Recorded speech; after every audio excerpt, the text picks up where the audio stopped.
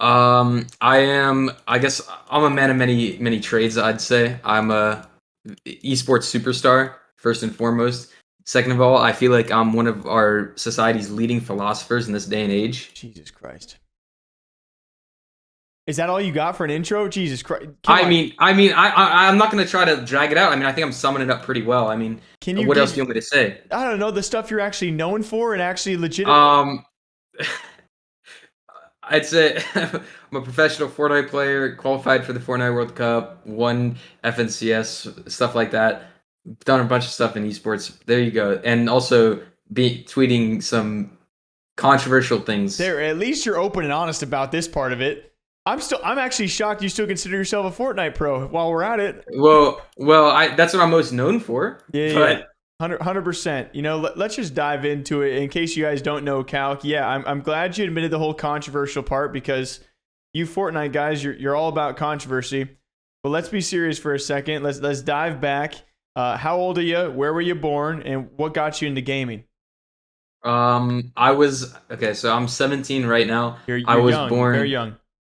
I was born in Ohio. I don't actually remember where exactly in Ohio, but I grew up in like near Columbus. I don't know how am I supposed to know where I was born.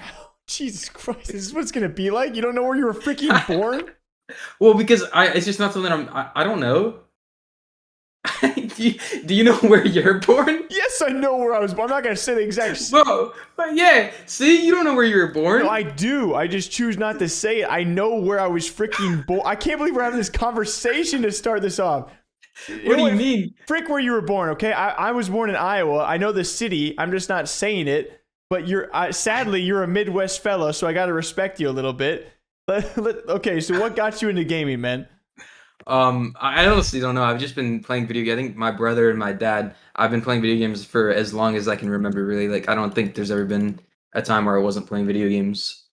So what age did you start playing video games? I mean, 17, you're still Probably freaking, you're young in your Probably career. like when I was first born, honestly. Like, I genuinely.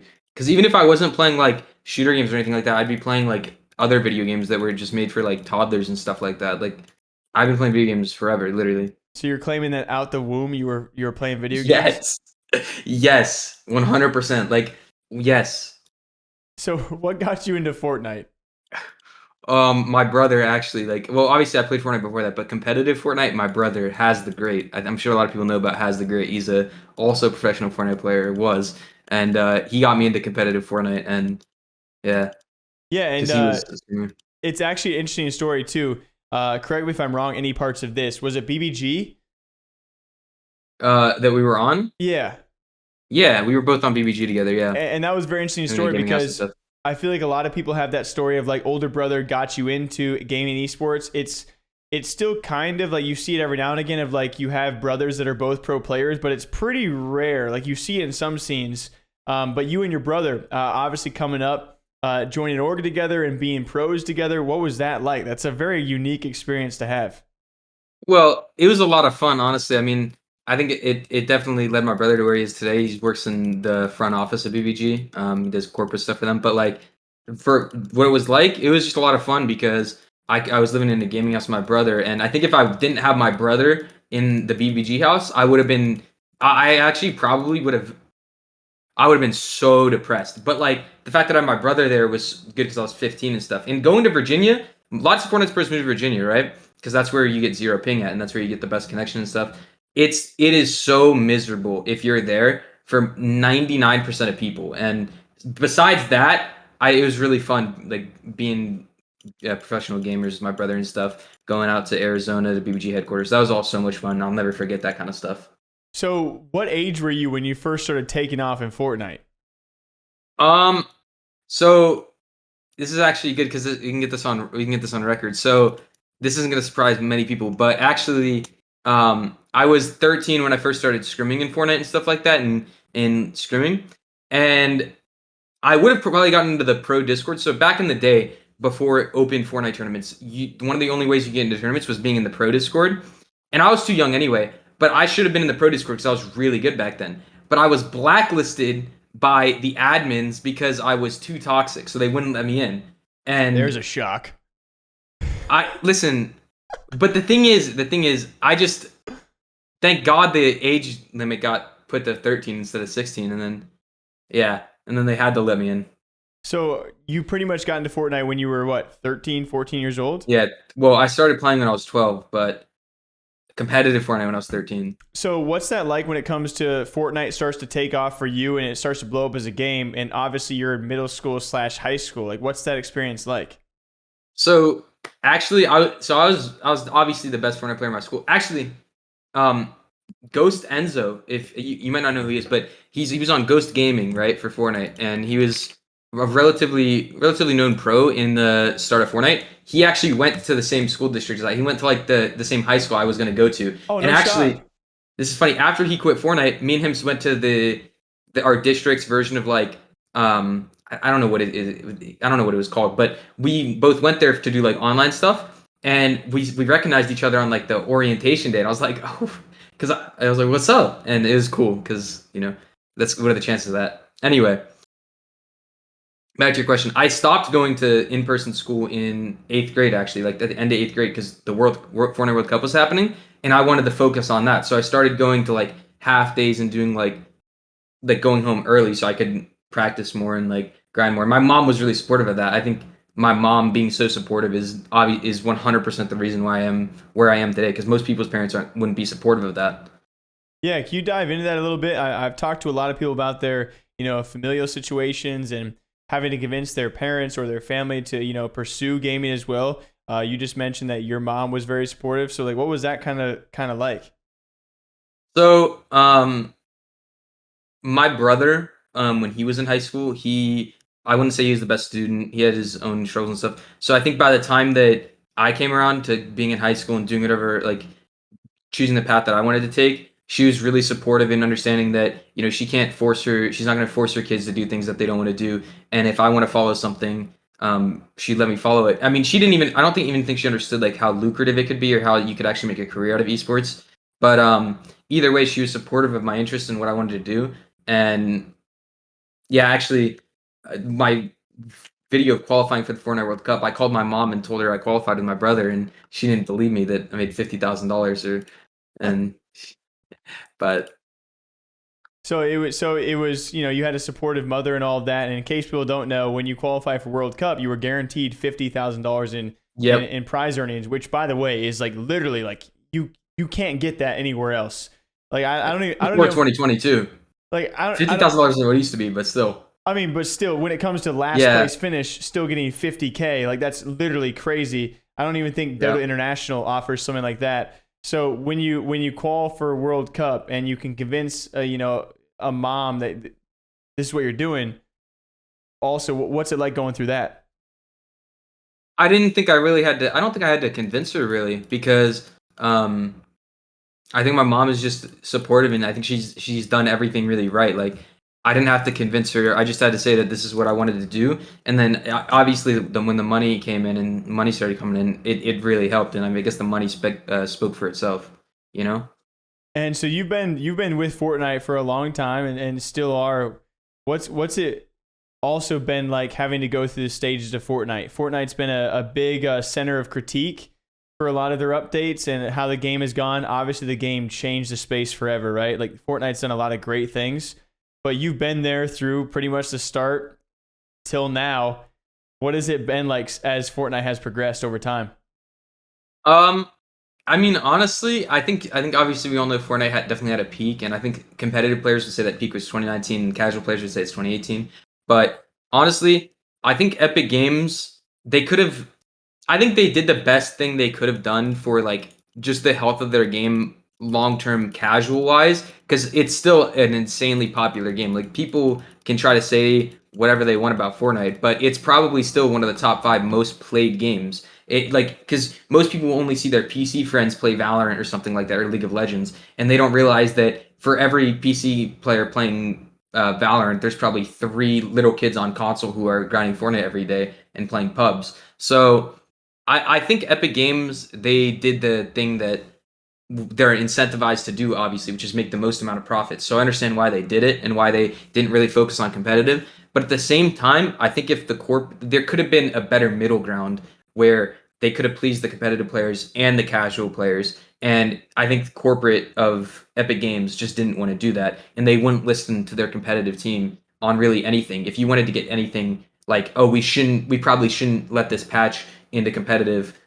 and change the entire map a day before ESL Katowice in 2019, they just wouldn't listen. But I think they got better over time. Like recently, they're definitely getting better. But I think they could have found a better middle ground, and it would have been a lot better. Yeah, I mean, it's hard to also argue because obviously Epic Games has done so well with the game that you can only question so much their decisions when it came to esports. Like that, maybe that was not their overall focus. I mean, you've had a lot of huge updates drop before big events. You've also had a lot of game-breaking updates, whether it's mechs or the sword or planes, whatever it might be, right? But that's also stuff that really attunes to the casual audience. What was the one Fortnite update that you were like, what the frick are you doing? Like, why? Okay, so people don't remember this one. They removed turbo building for a day. They removed it. They completely removed it. I think I don't know if there was any events when they removed turbo building, but for people who don't know, I'm sure a lot of people know what turbo building is. You just hold down left click. You used to have to click every individual piece of your mouse, like every piece of your building to build, right? But then they made it so you can hold down left click and build like that. They changed it so that instead of every 0.05 seconds, a build piece places every 0.15 seconds, which is a massive difference.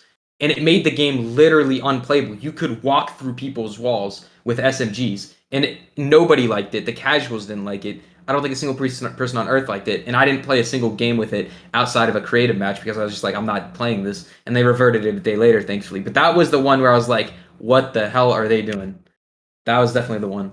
Interesting. I feel like that's definitely more of like a pro critique because I always think back to like the big ones. Like mechs for me was like, I'm a casual player, so mechs was like the best and the worst thing at the same time because it was great for me, but I can imagine how that it probably upset a lot of other players out there. When you look back on the scope of Fortnite and what it's accomplished, what do you think the biggest thing that Fortnite did was? And it's just like its accomplishments. Yeah, I would say bring video games to a large scale audience. I don't think any other game did it even close to what Fortnite did it. And I mean, sure, maybe in other countries, other games like PUBG may have been more popular and stuff like that. But in America, I'd say, just specifically America, I don't think any game has been as mainstream as Fortnite, besides maybe Among Us. But obviously, Fortnite laid the groundwork for Among Us, in my opinion. So I think definitely the biggest thing it's accomplished is just normalizing video games by so much because everyone's kid was playing Fortnite at one point. Even like Drake was playing Fortnite. Everyone was playing Fortnite back in the day. So that's definitely its biggest accomplishment. Yeah, it's so interesting to look at because you were obviously super young yourself. And I feel like a lot of the creators who actually stayed behind, or streamers or creators or pro players who stayed behind, were the younger ones because you kind of grew up with the game. But we saw a lot of big names: Symphony, Nick Merckx, Courage, Lupo, Tim. You can name all the older creators. They kind of dabbled in Fortnite. They saw tremendous growth and they moved on. But a lot of you players and you younger crowd, you stayed with it, right? So like, why do you think that was? Well, I think it's pretty obvious, right? When you're a massive content creator that gets tens of thousands of viewers or 5,000 viewers or something like that consistently, and you can build that audience up and switch it to another game, and you're getting tons of subs and money, why would you stream Fortnite and make your job so difficult? Because Fortnite is a difficult game to stream. It's 25-minute matches, and there's some downtime, but it's just really hard to stream because it's like go next, go next. There's no real downtime compared to other games like Valorant where you stream or Call of Duty. It's just I think it's a lot. Those games are a lot easier to stream, which makes their jobs easier. And if you're getting a marginal, like slightly more viewers or 50 or like 33% more viewers on Fortnite, it doesn't make sense to give that much more effort when you could just do the same thing on another game.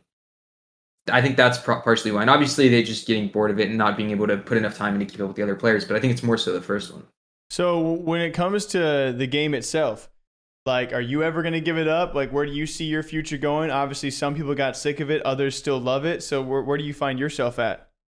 So I never really made a tweet about this, but I haven't played Fortnite competitive in like 4 months. So I'm kind of moved on because I have bigger aspirations than just Fortnite in the world in my overall life. So at some point I had to give it up. And honestly, the thing is, I never. So obviously I never made a big tweet about it, but I gave it up because I have to move on and I want to do big things. I want to go to law school, do stuff like that. And I think it would be much more difficult for me to do that while pursuing Fortnite. And honestly, I think people need to realize some people need to give it up sooner. I think like if you're not enjoying something, you shouldn't do it just because you've been doing it for so long and make your life miserable. Very interesting. So do you want to stay in the gaming space, or are you completely taking it back, or you seen how other games go, or what's the deal?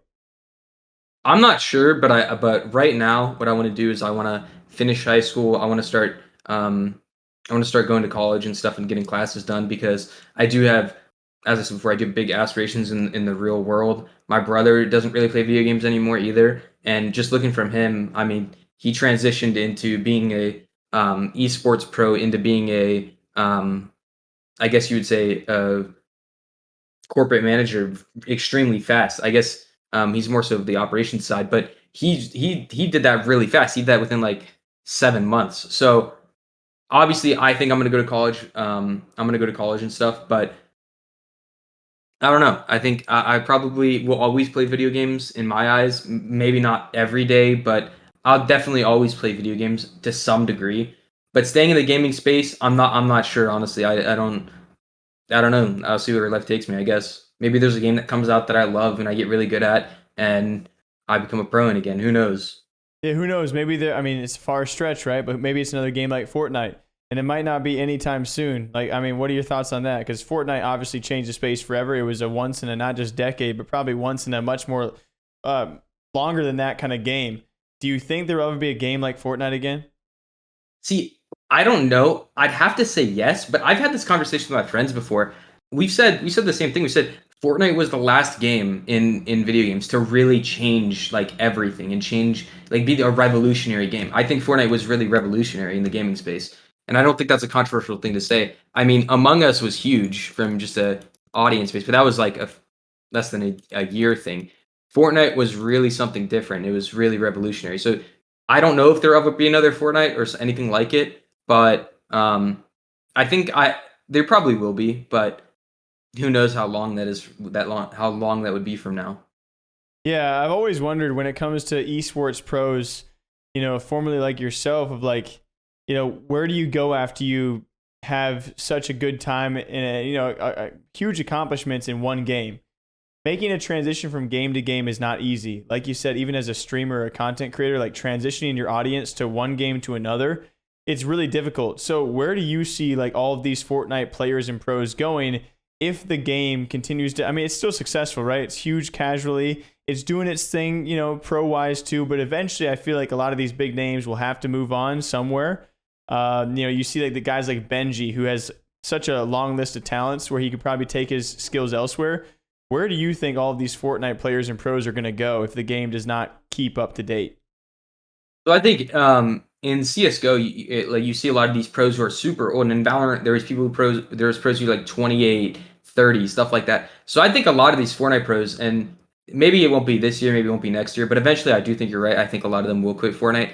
I think that they'll do very well in other games. I think people underestimate how talented you have to be to do well in Fortnite and how much of a grind it is and how much dedication you have to be successful in Fortnite competitive to that kind of level, like a tier 1 level. You have to be very talented and very dedicated. And I think that's a skill that Fortnite's taught me personally, is being dedicated and learning how to like how much effort it really takes to be successful in something. And I think a lot of these pros will go to other games, they'll dominate in other games, and a lot of these pros will just go live their lives normally, go get normal jobs where they're just doing normal stuff. But I do think a lot of them will go do very well in other games in the future. I'd say there's so many of them that could do crazy things in other games. Yeah, I agree. Because like you guys are all, people forget too, you guys are all still so freaking young. Like, I have an example. JoJo Pion. You know JoJo Pion in League of Legends? He won LCS. Evil Geniuses, Yeah. yeah. He was a Fortnite player. He actually okay, People forget that. But like JoJo's a great example of like people forget Fortnite kid, and dude, what he accomplished was nuts. Like insane. Isn't he like also 17 years old? So I think he's 18. I think he turned 18 or 17 something. I think he's 18 now. But he transitioned into League of Legends and was super successful. Won the LCS, went to MSI. I'm sure he'll do way more in the future. But going from being a Fortnite player and a competitive Fortnite player to being a League of Legends pro, people wouldn't even put those pros in the same sentence. But he was more successful in League of Legends than he was in Fortnite by a million times. So he's a talented video gamer, and there's so many of those in Fortnite. So in the future, you'll be seeing a lot more of that, and I think it is really indicative of how talented you have to be to go pro in Fortnite. And not to mention, if you actually look into JoJo, he took that Fortnite mentality to Twitter. Like, he trash talked so many League pros on Twitter, and then lived up to the expectations of, like, it was insane. Like, he used to duo with my brother, and he used to be in my chat sometimes, and yeah, so he definitely did. I've seen his tweets before, and it's crazy. It's honestly just crazy. Yeah, and I think that's just one example. Like you said, like I feel like not to like just do top of mind names, but like Booga, I think, can really do things if he actually wants to. I mean, dude's making plenty of dough. He's doing great things. I think Booga, if you want to dedicate his time to another game. I think Benji is my top of mind kind of guy. But yeah, like you said, there's probably also so many other Fortnite pros that you can't name that once they transition, they're going to take that young, eager mentality that did them well in Fortnite and easily be successful elsewhere because they're still in high school, they're still in grade school, and can really crush it against these older guys. And Zexro and Trick, who are both Fortnite players. Zexro. Yeah. Yeah, I agree. But no, they're both pros on DZ. They're both pros in Valorant. They're signed now. Yes, like Zex literally has dude kind of went back and forth between Fort and Valorant for how long, and then obviously he has that talent level. So yep. I feel like people love to underestimate Fortnite pros, myself included. But once that transition is actually made, and we've already seen it, right? Psalm 2, you could also name him for a Fort to Valorant transition. And there are so many Fortnite kids compared. Yeah. I don't want to leave anyone out, but there are also there's a lot of Fortnite kids, you know, like it's not just a handful compared to if you're seeing CS:GO pros transition to Valorant, there's a lot of Fortnite players that are very, very skilled. So I like that take from you, man. Beyond that though, let's not forget, you mentioned law school earlier, and do you ever think that your past might haunt you at any level?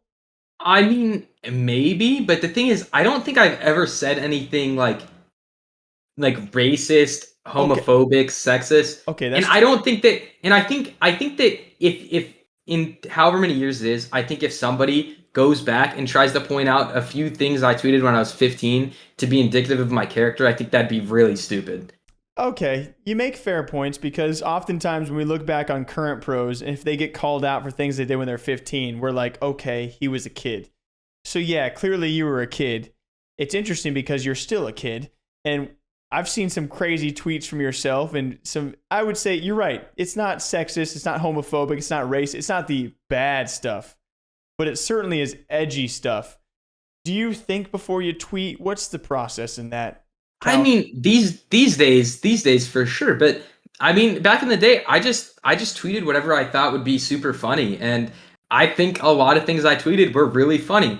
I think one tweet that's more recent is the livestock tweet, and I where I said why can't you have sex with livestock? I mean, that's just a paraphrase, but I thought it was funny because the way I set up the joke and phrased it, I thought it was funny, and I still think it's funny, and people overreacted to it because they thought I was serious. I'm not serious about that. The only livestock I would ever think about having sex with, there's those people who cared about it's mothers.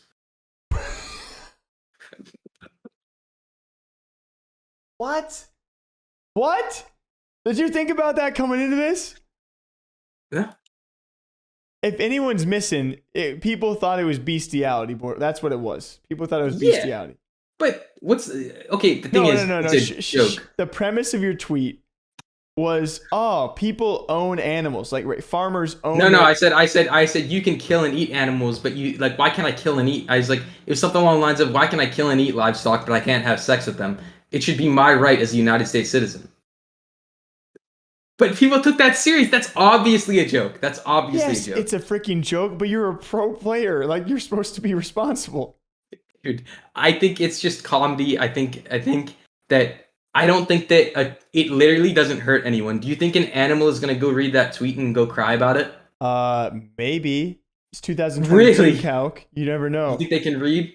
I mean, Okay. I guess if you don't care about your affiliations and what you might be costing yourself, yeah. I mean, harmless, yes. Easy to make fun of, 100% yes. Can you understand that?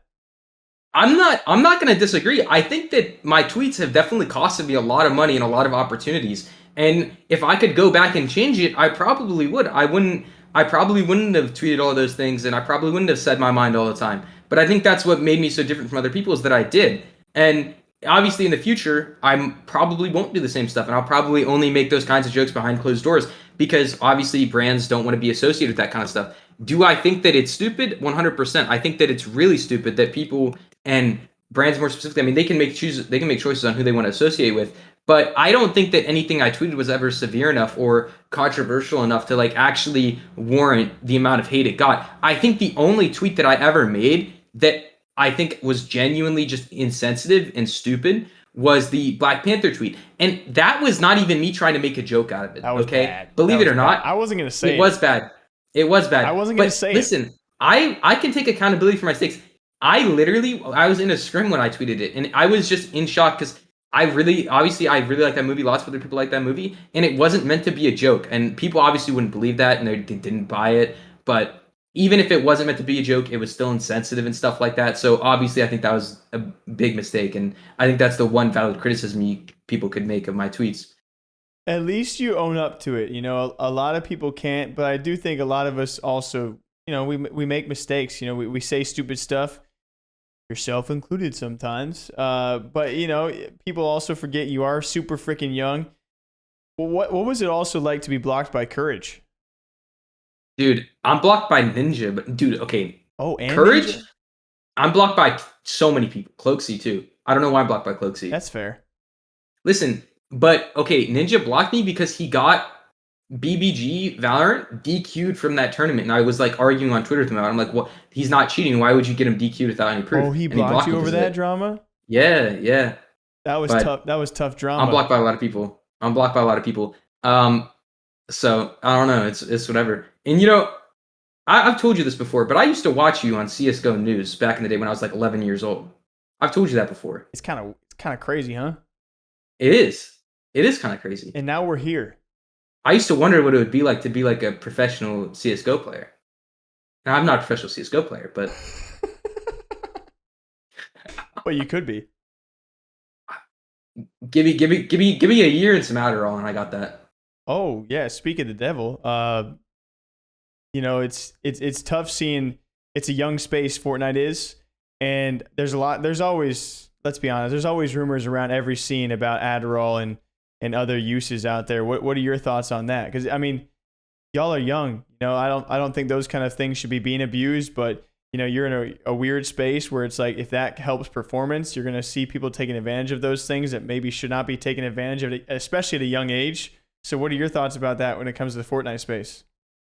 I don't think that. Obviously, there's people who take Adderall who aren't prescribed it, but I think most people who take Adderall in esports are prescribed it. They just go way over their dosage.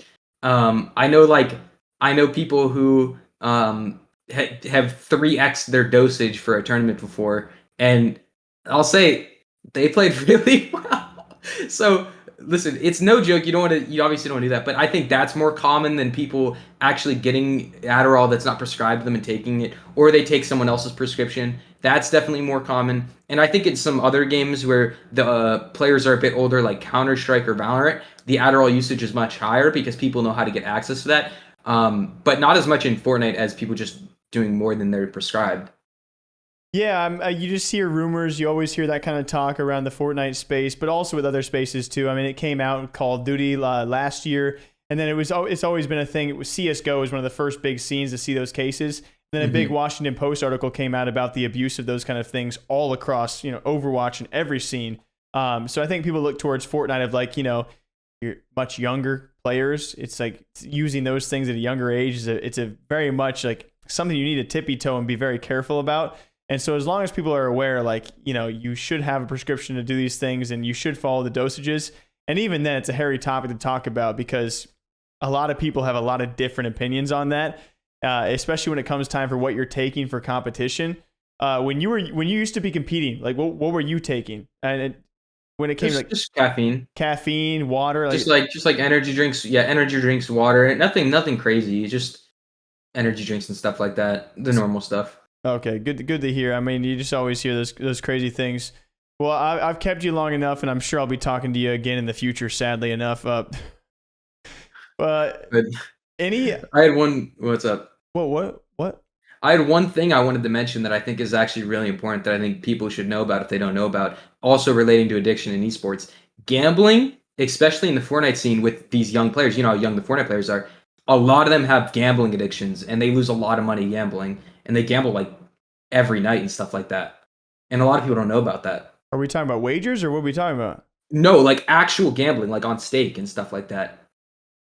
Is this a common thing? Pros, players, streamers? Yes, very common. Like underage streamers and stuff like that, underage players, gambling addictions, and they might not want to admit that they have gambling addictions, but they gamble like every night, and they gamble or weekly or however much, and they're like, this goes back to like 14 when I saw this when I was 14, 15, 16, and it's gotten worse in recent years. I think because of these gambling streamers on Twitch exposing them to it, and since they have the means because they make money they get addicted to it. And I think it might affect some of them later in life. And I think that it is pretty serious. So I just wanted to mention that before we left.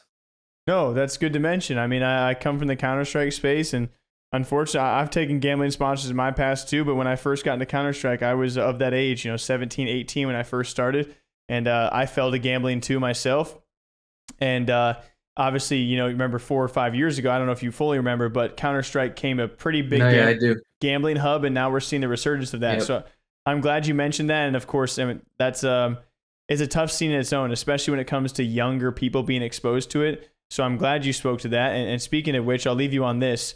If there's people out there aspiring to be, a Fortnite pro or a player or a creator, and you're super young yourself, but you've been exposed to this space for 3 to 4 years at least, what would be your advice to other people out there looking up to you or wanting to be?